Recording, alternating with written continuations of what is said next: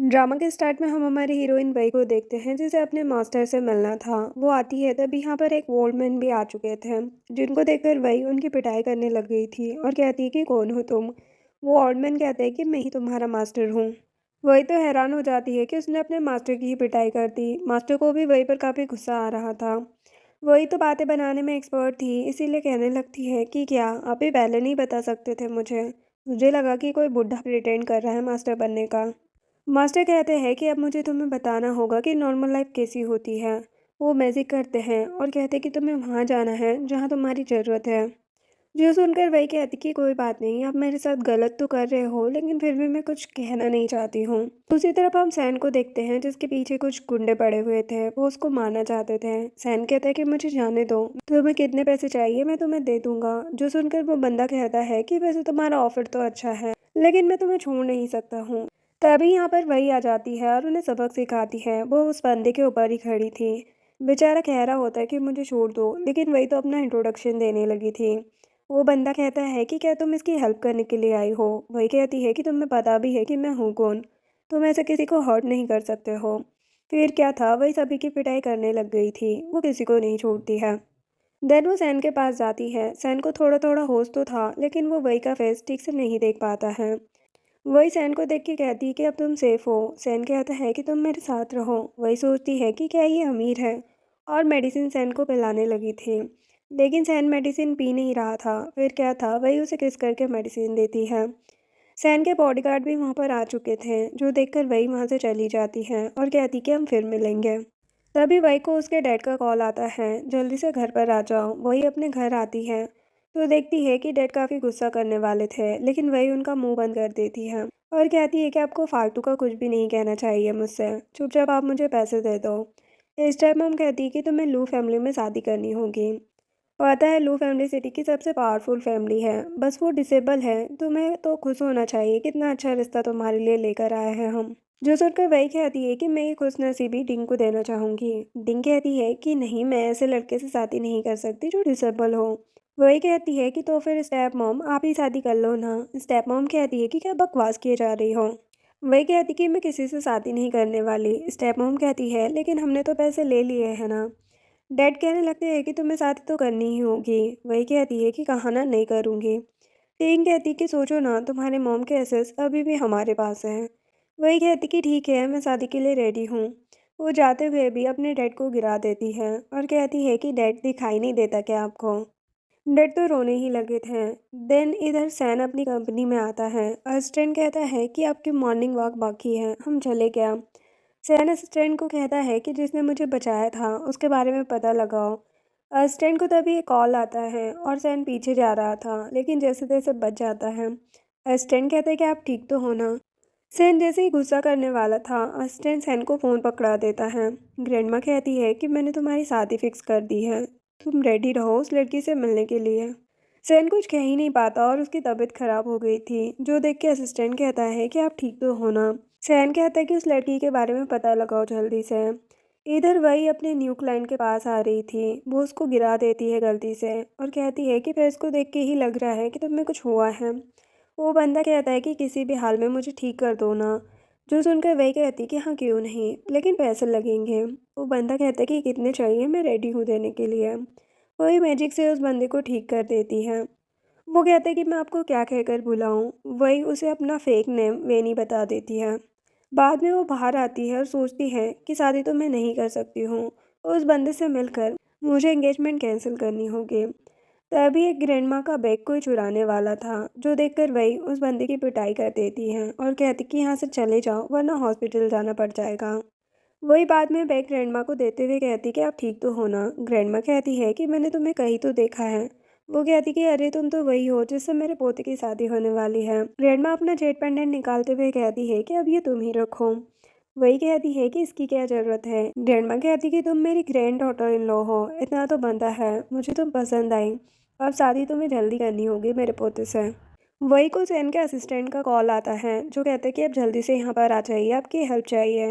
उसने उसे magical doctor समझकर कॉल किया होता है। अब वही आकर सैन को ठीक करने लगी थी और सोचती है कि किसी ने जानकर सैन पर ऐसा मैजिक किया है ताकि उसकी तबीयत खराब रहे।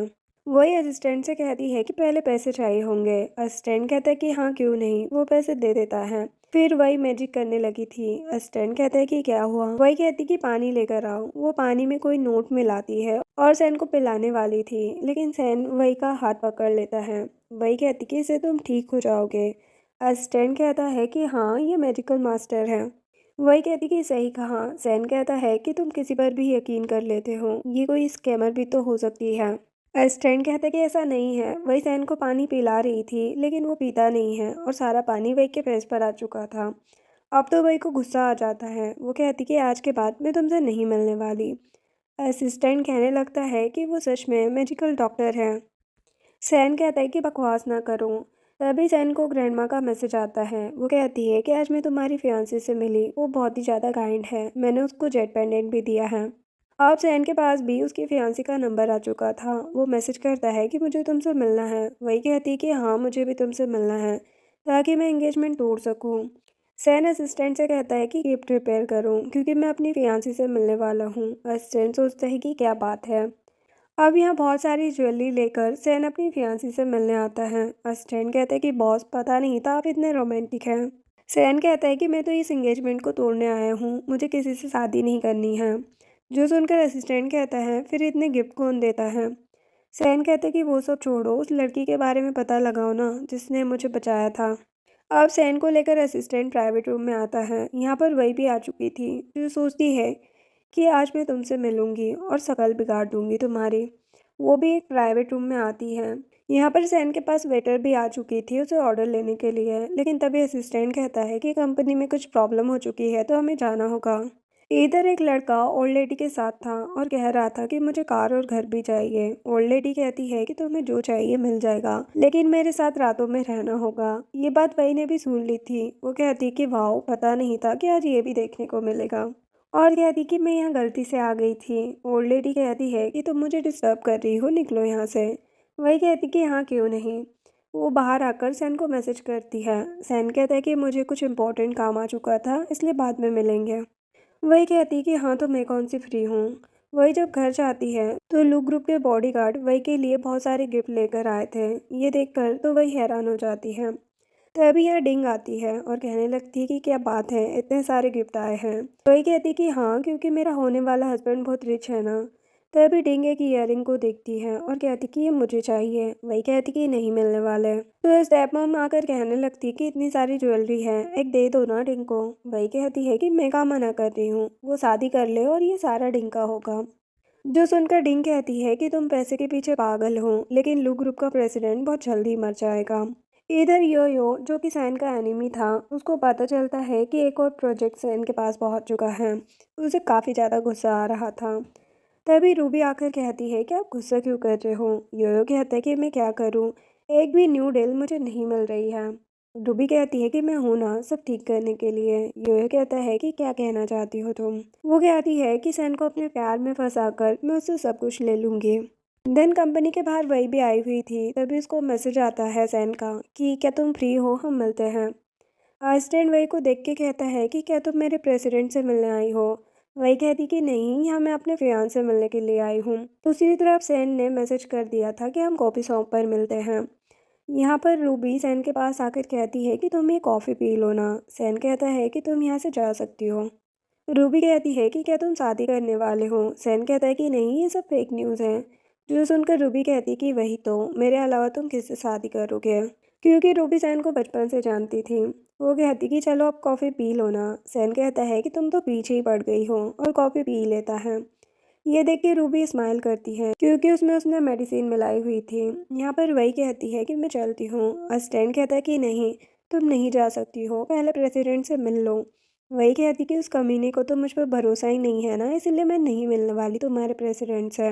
लेकिन असिस्टेंट उसकी कोई बात नहीं सुनता। इधर सैन को चक्कर आ रहा था। रूबी सैन के पास आकर उसको टच करने लगी थी। सैन कहता है कि तुमने मुझे ड्रग दिया है ना कॉफ़ी में। वो कहती कि मैं क्या करती, तुमसे इतना प्यार जो है मुझे। वो कहता है कि यहाँ से चली जाओ वरना अच्छा नहीं होगा। रूबी कहती कि नहीं, आज मैं तुम्हें अपना बना के ही रहूँगी। तभी असिस्टेंट और वही सैन के केबिन के बाहर आते हैं। वही कहती है कि ये क्या अजीब अजीब आवाज़ें आ रही हैं, लगता है तुम्हारे प्रेसिडेंट बड़े रोमांटिक है। अभी मिलना सही नहीं होगा। असिस्टेंट कहता है कि मेरे बॉस ऐसे नहीं हैं। वो डोर ओपन करने की कोशिश कर रहा था। तभी वही कहती है कि मैं ही ट्राई करती हूँ और वो डोर ओपन करती है। सैन कहता है कि इसको मुझसे दूर करो। रूबी कहती है कि मुझे हेल्प करनी है तुम्हारी। तभी बॉडीगार्ड्स भी आ चुके थे। वही सैन के क्लोज आने लगी थी, लेकिन सैन कहता है कि मुझसे दूर रहो। वही कहती कि हेल्प कर रही हूँ और कुछ नहीं। लेकिन सैन मानता नहीं है और वो वही का जेट पेंडेंट देख के सोचता है कि क्या ये मेरी फियांसी है। वही सैन के पास आकर मैजिक से उसे ठीक कर देती है। सैन कहता है कि मैं नॉर्मल फील कर रहा हूँ। रूबी सोचती है कि ऐसा नहीं हो सकता। वही सैन के फेस के पास अपना फ़ोन लाती है कि जल्दी से पेमेंट करो। सैन अपने बॉडीगार्ड को इशारा करता है। वही पैसे लेकर जा रही थी। तभी सैन कहता है कि ये जेट पेंडेंट मेरी फैमिली का है, तुम्हारे पास कैसे आया? कहीं तुम मेरी फियांसी तो नहीं हो ना? रूबी कहती कि ये फेक है, तुम ऐसी लड़की पर भरोसा कैसे कर सकते हो? सैन कहता है कि तुम अभी तक गई नहीं यहाँ से। रूबी कहती कि मुझे तुम्हारी फिक्र है, कैसे छोड़ के जा सकती हो तुम्हें? वही कहती कि हाँ, तभी तो ड्रग भी तुमने ही दिया था ना। रूबी कहती कि तुम क्या बकवास कर रही हो, मैंने कुछ नहीं किया है। वही कहने लगती है कि मेरा जेट पेंडेंट फेक है, तो क्या हुआ, मैंने कौन सा ओपिनियन मांगा है तुम्हारा? रूबी बहाने बनाने लगी थी कि मैंने कॉफ़ी में कुछ नहीं मिलाया था, लगता है कॉफ़ी शॉप में ही कुछ गड़बड़ होगी। तभी एक बंदा आता है जो वही का जेट देख के कहता है कि ये फेक है। रूबी कहती है मैंने कहा था ना कि ऐसी लड़कियों पर भरोसा नहीं करना चाहिए। सैन कहता है कि अब तुम जा सकती हो, तो वही चली जाती है। सैन रूबी से कहता है कि तुम भी निकलो यहाँ से। तभी असिस्टेंट आकर कहता है कि आप ठीक हो गए हो, लगता है मास्टर वैनी का मालकी है। सैन सोचता है कि मैं ज़्यादा ही सोच रहा हूँ, वो लड़की मेरी फियांसी कैसे हो सकती है। असिस्टेंट कहता है कि वही आपको ठीक कर सकती है, उसने कहा था कि कर्ज है आप पर, मेरी मानो तो आप वहीं से मिल लो। सैन कहता है कि कोई ज़रूरत नहीं है। इधर वही बाहर आकर सोचती है कि ये फेक कैसे हो सकता है, ग्रैंडमा मुझे फेक नेकलेस क्यों देगी। और वही भी सोचती है कि कहीं सैन ही तो मेरा फियांस नहीं है ना। देन वो कॉफ़ी शॉप में आती है। यहाँ पर डिंग भी आई हुई थी। वो कहती कि तुम यहाँ पर कैसे? वही कहती है कि मुझे तुम्हारे मुंह नहीं लगना, काफ़ी गंदी स्मेल आ रही है। डिंग समझ आती है कि वही कैसे उसकी इंसल्ट कर रही है। वो कहती है कि तुम्हारे होने वाला हस्बैंड बहुत जल्दी ही मर जाएगा, फिर इस एटीट्यूड का क्या करोगे? डिंग की फ्रेंड भी कहने लगती है कि अच्छा तो तुम हो वो लड़की। वही कहती कि तुम भी डिंग जैसी हो ना, जिसके मुंह कोई लगना नहीं चाहता है। वही कॉफ़ी शॉप के अंदर आती है। डिंग आकर कहती कि तुम यहाँ नहीं आ सकती, इस कॉफ़ी शॉप में रिच लेडीज ही आ सकती हैं, चलो निकलो यहाँ से। वही कहती है लगता है अभी भी तुम्हारे पास दिमाग नहीं आया है, मैं तो कहीं भी नहीं जाने वाली यहाँ से। लेकिन यहाँ पर तभी सैन भी आ चुका था। डिंग गार्ड को बुला के कहती है कि इस लड़की को यहाँ से बाहर निकालो। वो बंदा वही को धक्का देता है। वही सैन की गोद में जाकर सीधे गिरती है और कहती है कि ये क्या हुआ। सैन उस बंदे से कहता है कि माफ़ी मांगो। वो बंदा कहता है कि मैं क्यों माफ़ी मांगूँ। और यहाँ पर वही की नज़र तो सैन से हट ही नहीं रही थी कि ये कितना हैंडसम है ना। तभी कॉफ़ी शॉप का मैनेजर आता है और गार्ड को जॉब से निकाल देता है। सेन वही से कहने लगता है कि आप उठने का क्या लोगी। यहाँ पर मैनेजर डिंग को भी कहता है कि तुम भी निकलो यहाँ से। डिंग कहती है लेकिन मेरे पास वीआईपी कार्ड है। मैनेजर कहता है कि कहाँ ना जाओ।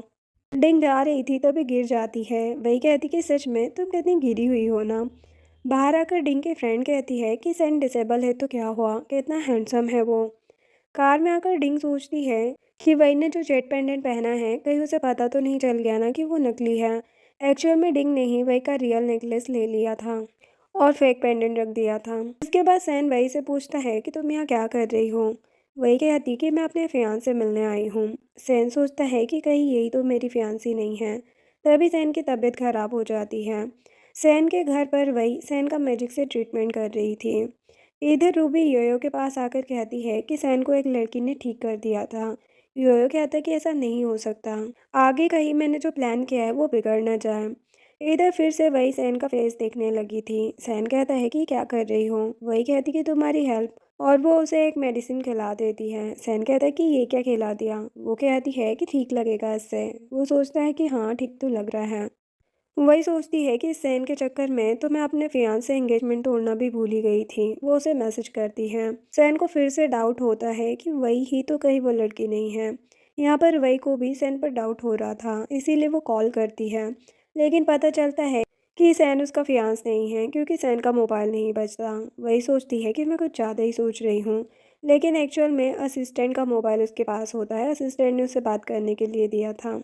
देन असिस्टेंट वही से कहता है कि आप अभी तक गई नहीं हो क्या? वही कहती कि मुझे सैन की फ़िक्र हो रही थी इसीलिए। सैन देखता है कि वो थोड़ा चल पा रहा है, लेकिन जैसे असिस्टेंट देखता है तो वो गिर जाता है। वही कहती कि क्या हो रहा है? असिस्टेंट ने सैन के पैर पर पैर रख दिया था। सैन कहता है कि छोड़ो मुझे। वही कहती कि मैंने कहा था ना कि तुम ठीक हो सकते हो। सैन कहता है कि मुझे नहीं लगता। वही कहती कि ठीक है मैं चलती हूँ। तुम्हें मुझ पर भरोसा तो है ही नहीं ना।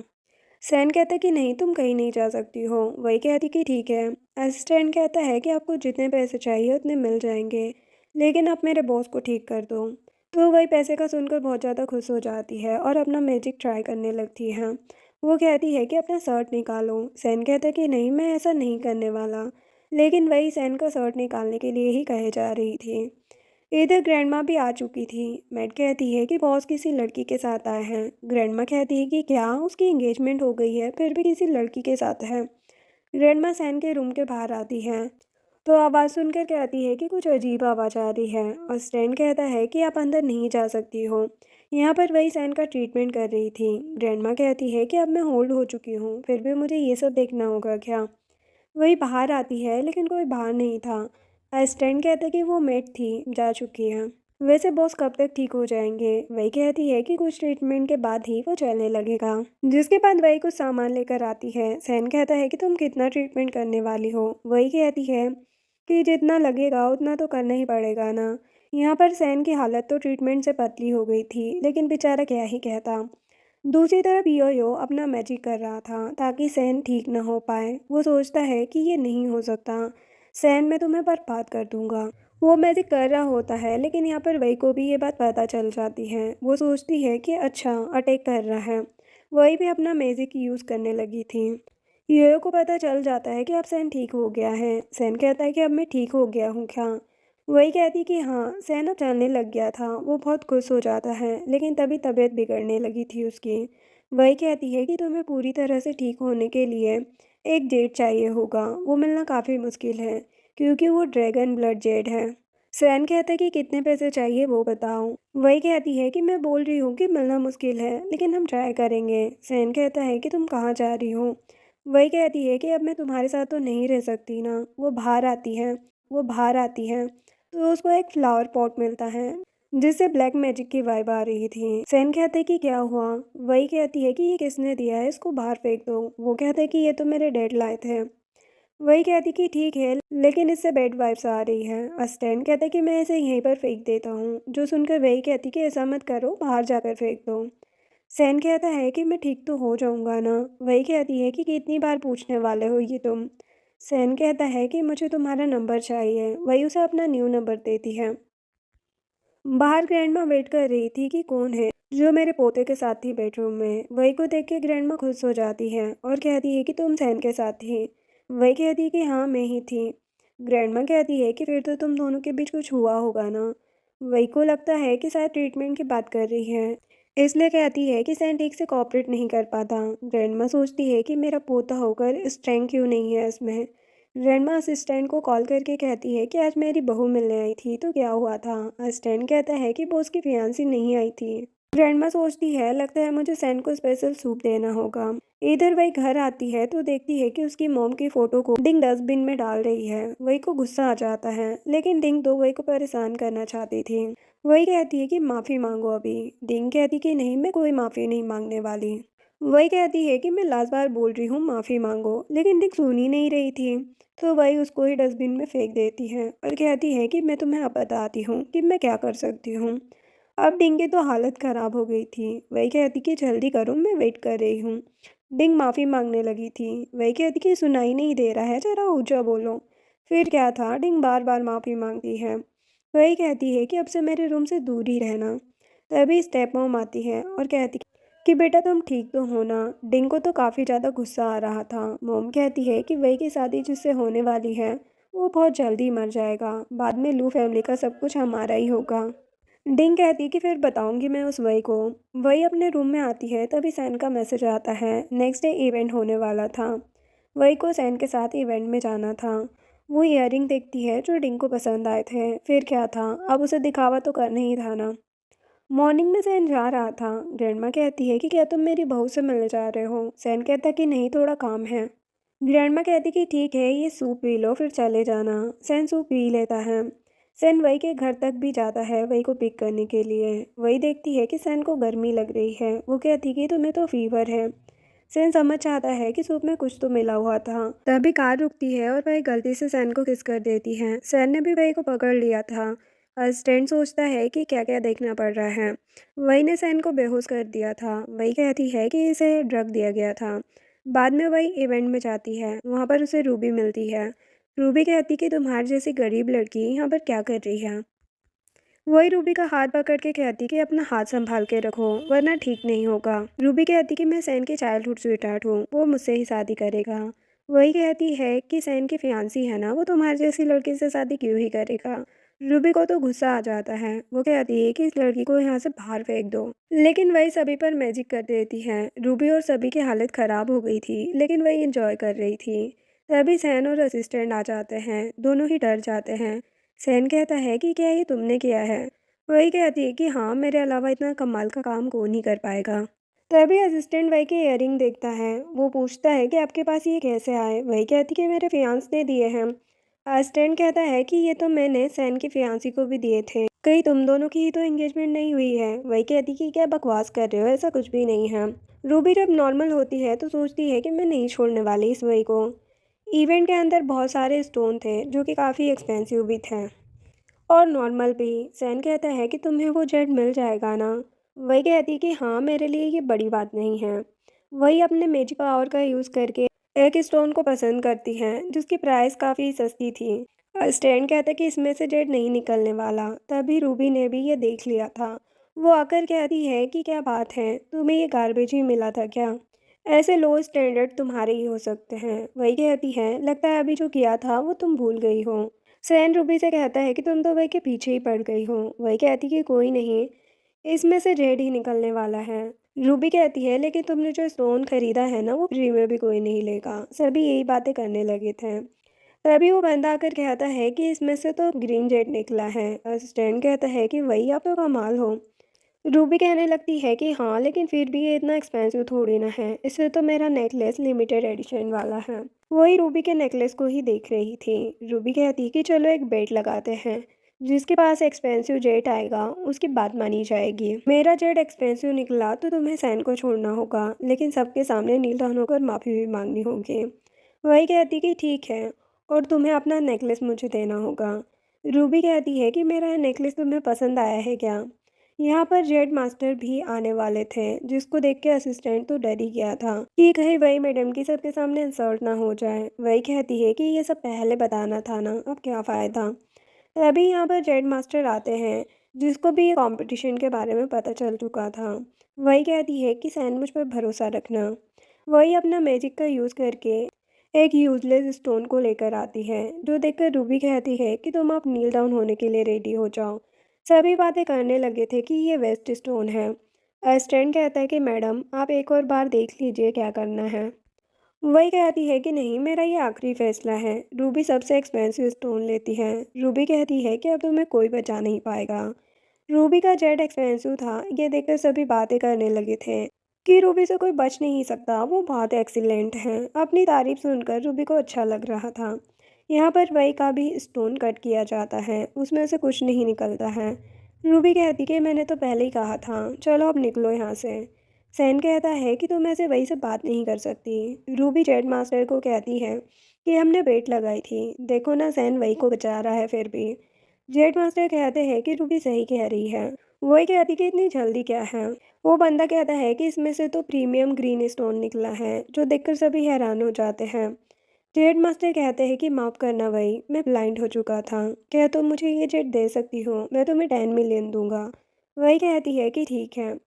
वो जेड मास्टर तुरंत पैसे भी दे देते हैं वही को। अस्टेन कहता है कि अब तो कमाल हो। अब वही रूबी से कहती है कि अब मुझे नेकलेस भी दे दो। रूबी कहती है कि इस नेकलेस में कुछ खास नहीं है। वही सोचती है कि इस पागल को क्या पता कि यह नेकलेस कितना एक्सपेंसिव है। अस्टेन कहता है कि हमें तो वो ड्रैगन ब्लड जेड चाहिए था ना। वही कहती है कि हाँ, हमें मिल गया है। वो रूबी के नेकलेस में से एक रेड स्टोन निकालती है। ये देख के सैन असिस्टेंट को पकड़ लेता है और अपने कपड़े निकालने लगा था कि जल्दी से मेरा ट्रीटमेंट करो, क्या सोच रही हो। वही कहती कि तुम कितने बेशर्म हो।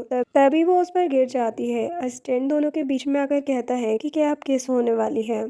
यहाँ पर रूबी योयो के पास आती है। योयो कहता है कि तुम्हारा नेकलेस कहाँ है। रूबी सब बता देती है कि वो वही के पास है। योयो समझ जाता है कि अब तो सैन पूरी तरह से ठीक हो जाएगा। वो फिर से मैजिक करने लगा था ताकि सैन ठीक ना हो सके। यहाँ सैन की भी हालत ख़राब हो चुकी थी। जैसे तैसे वही सैन को बचा रही थी। योयो तो बेहोश ही हो चुका था क्योंकि वही की मैजिकल पावर ज़्यादा स्ट्रोंग थी। वही ने सैन को बचा लिया था, लेकिन उसे भी चक्कर आ रहे थे। सैन वही को क्लोज करके बेड पर लाता है। वही कहती है कि तुम क्या कर रहे हो ये। वो कहता है कि तुमने मुझे बचाने के लिए इतना सब कुछ किया, अब मुझे तुम्हारी केयर तो करनी होगी। सैन बाहर आता है और असिस्टेंट को कॉल करता है। असिस्टेंट कहता है कि आपको जिसने बचाया उस लड़की के बारे में कुछ पता नहीं चल रहा है। सैन को लग रहा था कि वो लड़की वही ही है शायद। इधर रूबी आकर योयो को कहती है कि तुम्हें क्या हुआ है, तुम ठीक तो हो ना। योयो कहता है कि हाँ, लेकिन अब मुझे सैन का कुछ करना होगा। नेक्स्ट डे वही अपनी मॉम से मिलने आती है और कहती है कि मैं आपकी जितनी अच्छी कभी नहीं बन सकती हूँ। वही यहाँ से जा रही थी तभी कुछ बंदे आ जाते हैं। वही अपने मैजिक का भी यूज़ नहीं कर पा रही थी। उन लोगों ने वही को पकड़ लिया था। इधर सैन मैट से पूछता है कि वही कहाँ है। वो कहती है कि वो तो चली गई। सैन वही को कॉल करता है, लेकिन रूबी कॉल कट कर देती है क्योंकि ये सब कुछ रूबी ने ही करवाया था। रूबी उस बंदे को कहती कि वही तुम्हारी हुई। वही उस बंदे को हिट करती है। रूबी वीडियो बना रही थी तभी यहाँ सैन आ जाता है। अब रूबी का रियल फेस सैन के सामने आ चुका था। सैन कहता है कि ये सब तुमने किया है ना। रूबी कहती कि नहीं, मैंने कुछ नहीं किया, मैं तो वही के साथ कॉफ़ी पीना चाहती थी। सैन कहता है कि अब जेल में ही कॉफ़ी पीना। वही को चक्कर आ रहे थे तो सैन को किस कर लेती है। सैन ने भी वो मार्क देख लिया था। वो कहता है कि तुमने ही मुझे बचाया था ना। अब ये दोनों रोमांटिक नाइट स्पेंड करते हैं। मॉर्निंग में वही सोचती है कि मैंने ये क्या कर दिया, मैं पागल हो चुकी हूँ क्या। सैन वही को पकड़ के कहता है कि कहाँ जा रही हो मेरी जान। वही कहती है कि कहीं पर भी तो नहीं, और सोचती है कि इसको पता न चल जाए। सैन कहते कि अच्छा तुम वो लड़की नहीं हो ना जिसने मेरी जान बचाई थी। वही कहती कि नहीं, वैसे तुम मुझसे प्यार करने लगे हो, याद नहीं है क्या कि तुम्हारी इंगेजमेंट हो चुकी है। सैन कहता है कि नहीं, क्योंकि उस लड़की से मैं मिला नहीं हूँ। वही कहती है कि ये तो मेरे जैसा है।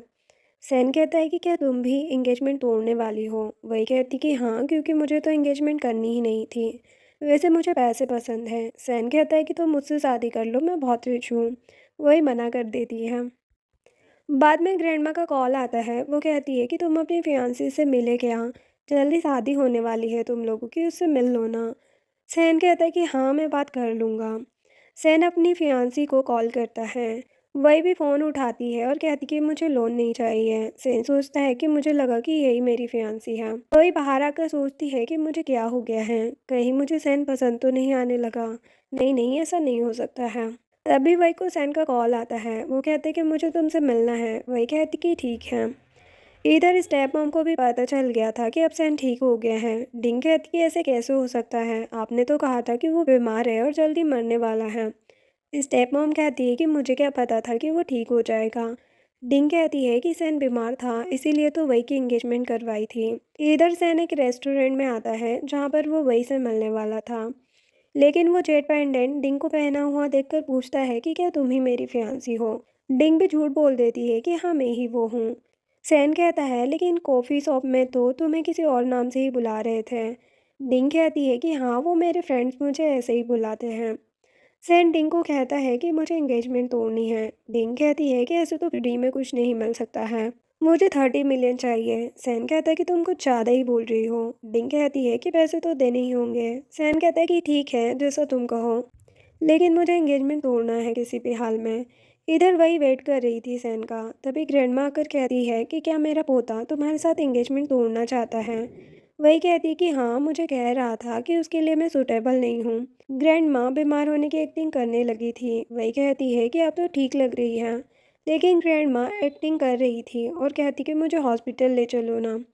यहाँ सैन को भी कॉल आ चुका था। ग्रैंडमा कहती है कि मैं अपने पोते से बात करती हूँ, तुम जैसी अच्छी लड़की फिर उसको कहीं नहीं मिलने वाली। वही कहती कि आप इतना ना सोचें, मैं मेडिसिन लेकर आती हूँ। वही के जाते ही सैन आता है। ग्रैंडमा कहती है कि तुम्हारी फियांसी कितनी काइंड हार्टेड और इनोसेंट है, तुम उसको छोड़ना क्यों चाहते हो बताओ। सैन कहता है कि काहे की इनोसेंट, पैसे मांग रही थी कितने सारे।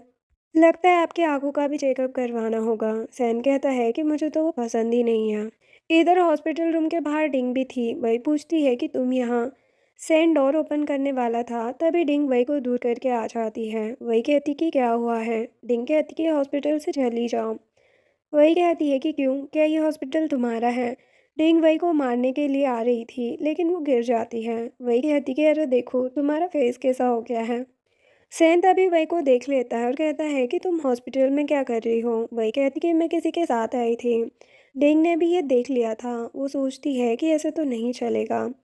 कार में आकर सैन कहता है कि मैं तुमसे शादी करना चाहता हूँ। वही कहती है कि हाँ, पहले मैं अपने फियांसे से तो मिल लूँ। सैन वही को अपने घर लाता है कि तुम्हें यही रहना होगा। वही कहती है कि ऐसे कैसे चल सकता है, लेकिन सैन तो कुछ सुनता ही नहीं है। देन सैन अपने असिस्टेंट से कहता है कि मेरी फियांसे के बारे में पता लगाओ। मुझे लगता है कि वो वही फैमिली की बड़ी बेटी नहीं है। असिस्टेंट कहता है कि हाँ ठीक है। यहाँ पर वही अपने फियांस को कॉल करने ही वाली थी, तभी एक मेड आकर उसका फ़ोन गिरा देती है। सेन पूछता है कि क्या हो गया है। मेड कहती कि प्लीज़ मुझे माफ़ कर दो। वही कहती कि कोई बात नहीं, लेकिन ये मेड तो डिंग के साथ मिली हुई थी। डिंग सोचती है कि वही अब तुम्हें कभी भी पता नहीं चलने वाला कि तुम्हारा फियांस सेन है। सेन के पास उसकी फियांसी की इन्फॉर्मेशन मिल चुकी थी। वही आकर कहती कि देखो मेरा फ़ोन नहीं चल रहा है, मैं अपने फियांस से बात कैसे करूँगी। सेन सोचता है कि अच्छा है बात नहीं हो तो। स्टेन कहता है कि कोई जल रहा है क्या। नेक्स्ट डे वही और सैन साथ में ऑफिस में थे, तभी डिंग आकर कहती है कि ये तुम्हारे जीजू हैं, मिलके अच्छा लगा ना। वही ने अपना रियल नाम सैन को बताया नहीं था। डिंग कहती कि तुम मेरे होने वाले हस्बैंड को पटाने की कोशिश कर रही हो। जो सुनकर सैन को गुस्सा आ जाता है। वो कहता है कि तुम निकलो यहाँ से। डिंग कहती कि हमारी शादी होने वाली है। सैन कहते कि तुम्हें पैसों के लिए मेरा यूज़ करना है ना। वैसे तुम्हारी रियल आइडेंटिटी के बारे में पता चल गया है मुझे। वो इन्फॉर्मेशन देखती हैं जो कि सारी सही थी और ये सब कुछ डिंग का ही काम था। डिंग कहती कि अब भी कोई डाउट हो रहा है क्या। मैं तुमसे प्यार करती हूँ। सैन कहता है कि कहा ना मुझसे दूर ही रहना। डिंग बाहर जाती है तो उसे कोई पकड़ लेता है। ये योयो था। योयो कहता है कि अच्छा तो तुम हो लड़की उसे ठीक करने वाली। डिंग कहती है कि तुम जिस लड़की की बात कर रहे हो वो तो वही है, मेरी सिस्टर। योयो पूछता है कि अच्छा तो तुम्हें सैन से शादी करनी है क्या। डिंग कहती है कि हाँ। रात में सैन होटल रूम में आता है और शावर लेकर बाहर आता है तो बेड पर डिंग थी। सैन समझ जाता है कि उसको ड्रग दिया गया है। डिंग सैन के क्लोज जा रही थी। सैन अपने असिस्टेंट को बुला लेता है और डिंग को बाहर जाना पड़ता है। सैन कहता है कि मुझे हॉस्पिटल जाना होगा। इधर ग्रैंडमा वही को कॉल करके कहती है कि जल्दी से यहाँ पर आ जाओ। सैन जब अपनी ग्रैंडमा से मिलने आता है तो वहाँ पर ग्रैंडमा नहीं थी। तभी वो वही से मिलता है और उसको देख के बीमार होने की एक्टिंग करने लगा था। सैन वही को हक करके कहता है कि मुझे तुम चाहिए। वही कहती है कि मुझे किसी की मिस्ट्रेस नहीं बनना है। सैन कहता है कि उस लड़की को एंगेजमेंट तोड़ने के बदले पैसे चाहिए जो मैं उसे दे दूंगा। तो अब तुम मेरे साथ लंच पर चलोगी। वही कहती कि ठीक है। अब ये दोनों एक रेस्टोरेंट में आते हैं। सैन तो प्यार से वही को ही देखे जा रहा था, तभी यहाँ पर डिंग आकर वही के फेस पर पानी फेंकती है कि मेरे होने वाले हस्बैंड को तुम पटाने की कोशिश कर रही हो। वही कहती कि ऐसा कुछ भी नहीं है। डिंग कहती कि अच्छा तो निकल जाओ यहाँ से, अपनी मोम की जैसी मत बनो। वही कहती है कि तुम मिस्ट्रेस की बेटी हो ना कि मैं। वो सैन को कहती है कि जब तुम इससे एंगेजमेंट तोड़ दो उसके बाद ही मुंह दिखाना मुझे। आप सैन डिंग को पैसे देकर कहता है कि अब से मुझसे दूर ही रहना। डिंग कहती कि मुझे तुमसे शादी करनी है, पैसे नहीं चाहिए। सैन कहता है कि क्या हो गया है तुम्हें, पहले तो पैसे ही मांग रही थी। तभी असिस्टेंट आकर कहता है कि ये तो आपकी रियल फियांसी है ही नहीं, बल्कि इसका नाम डिंग है। वही ही आपकी रियल फियांसी है। अब यहाँ से डिंग भागने वाली थी, लेकिन असिस्टेंट उसको रोक लेता है। सैन कहता है कि इसको जेल लेकर जाओ। डिंग कहती है लेकिन तुम्हारी शादी पहले तो मुझसे ही होने वाली थी ना। सैन कहता है कि अब और झूठ मत बोलो।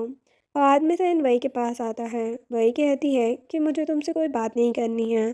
सैन कहता है कि तुम मेरी फियांसी हो। वो जेट पेंडेंट भी दिखाता है। वही को तो काफ़ी गुस्सा आता है कि डिंग ने झूठ बोला और तुम उसकी बातों में भी आ गए, ये तो सही नहीं है।